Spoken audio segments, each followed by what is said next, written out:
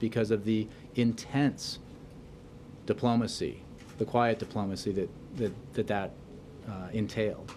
And you can be sure, as I said yesterday, that the President and all senior members of the National Security Team are focused on this intensely and continue to be. So I just think you cannot reasonably measure momentum in this situation and in terms of hours and days when the speed, the momentum has been almost blinding in terms of what we've seen in the region and in Libya specifically.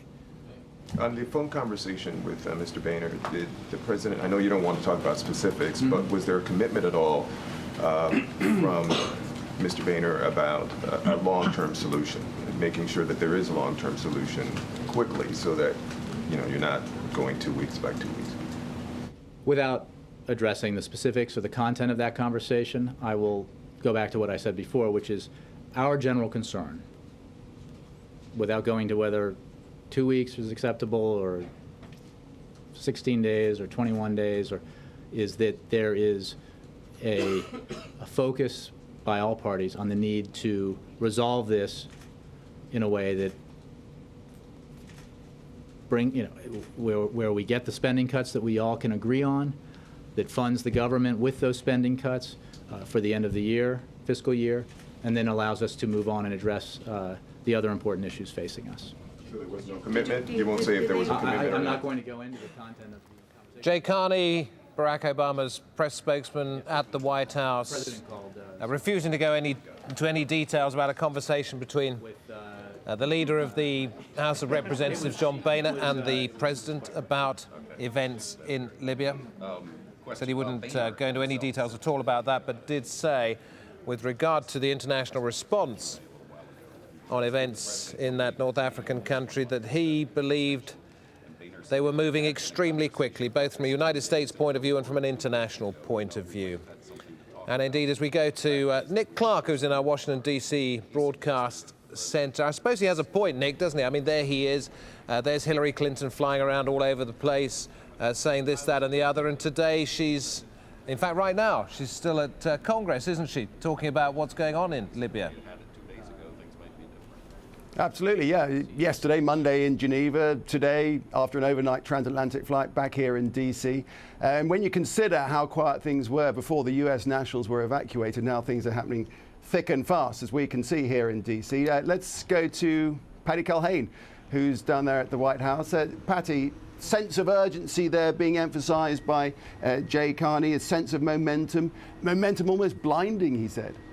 Well, that's their defense. Now, of course, there are people in the press corps, and I have to explain to everybody there seemed to be a little bit split on what they want to talk about. The continuing resolution, there was some talk that the federal government would shut down, but he was speaking about a phone call that he had with the House Speaker so that they can work out an agreement for the next couple of weeks. But there has been a lot of pushback on the administration that they aren't acting fast enough, that there is no sense of urgency. And he is trying to defend that, saying that it has been just a blinding sense of who could have seen this coming 3 weeks ago. It seems that they are sticking with their strategy of trying to isolate those around Colonel Gaddafi. Now, there are some in the press corps who say it doesn't seem to be working, but that is a premise that Jay Carney is refuting today. And many in various U.S. naval assets heading to the area. Now, the Navy never likes to talk about exactly where their ships are, especially when they're going between the Red Sea and the Mediterranean. But I do know that the USS Enterprise Carrier Strike Group is potentially on the way, as well as the USS Kearsarge. Those are those amphibious ready ships.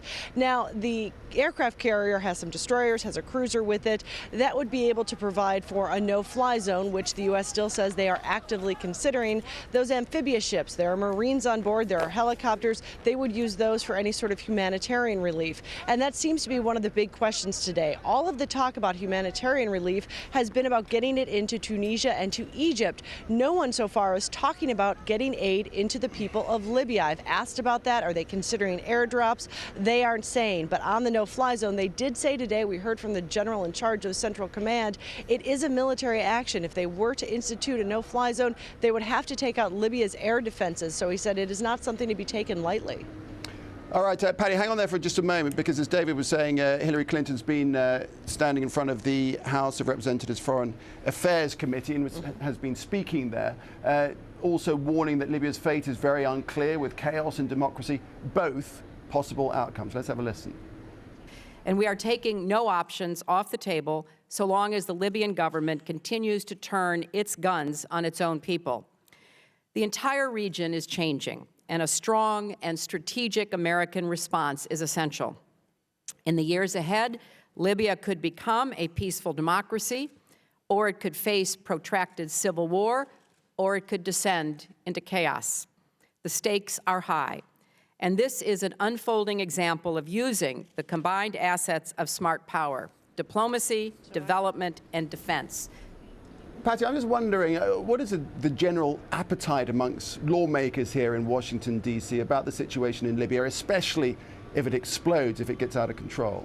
Well, so far we've only really heard from the hawks, who have been critical of the president for not acting faster on Libya, saying that this is what U.S. air power really is meant to do, that when people are being slaughtered, the U.S. needs to step up and take a leadership role. We are starting to hear from some unusual suspects, some senators you might not have expected, that possibly the U.S. should not get involved, that their hands are already tied in Iraq and, of course, Afghanistan, and this is not something that the U.S. needs to take the lead on. And I think you've seen from this administration repeatedly that they have no desire to take the lead. They're not talking about a unilateral no-fly zone.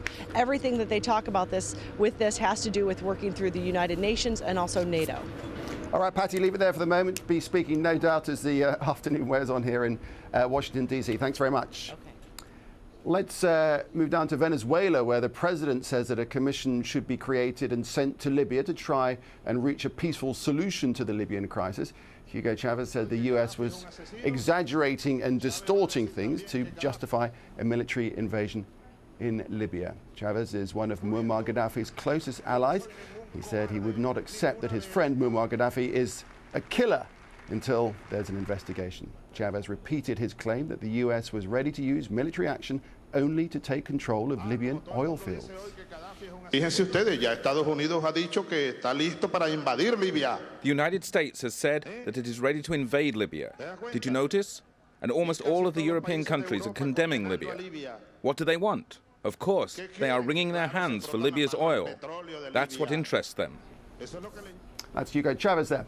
Now, America's NATO allies have also been discussing the idea of a no-fly zone, as we've been hearing, and other possible forms of military intervention. Let's get more on all of that from Stephen Cole. He's in London. Thanks, Nick. Well, France has been expressing scepticism about the need for a no-fly zone, but Germany has given its backing, and the British government is actively reviewing military options. Some countries are already redeploying their forces, though. Anna Fisher reports. The faint aircraft noise, the smoke, the shouts. The Libyan Air Force apparently in action against its own people in the east of the country. This is what the UK, the US and others are trying to stop. While the politicians plan the military moves, US ships are being ordered into the area, planes are being put in place. UK Prime Minister David Cameron says nothing is being ruled out against Colonel Gaddafi. It is not acceptable to have a situation